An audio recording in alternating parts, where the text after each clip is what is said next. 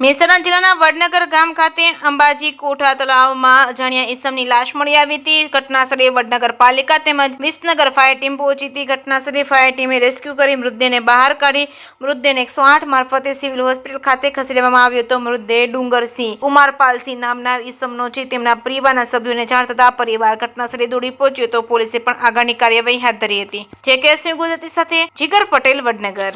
હું Jayesh Patel, Visnagar incharge fire inspector. અમારે સવારે વડનગર મુકામે 108માંથી કોલ આવેલ કે જે કોઠા તળાવ અંબાજી વડનગર ખાતે તળાવમાં કોઈ અજાણ્યા વ્યક્તિ ડૂબી ગયેલ છે। વિસનગર ફાયર ટીમ ઘટના સ્થળે આવી વડનગર ફાયર ટીમના પણ માણસો આવી ગયેલ હતા। અમારા ટીમ દ્વારા અંદર તળાવમાંથી લાશ બહાર નીકાળેલ છે, જે તેમના રહીશોને સોંપેલ છે। ડેડ બોડીની ઓળખાણ તે નામ કે એવું કંઈ જાણવા મળ્યું?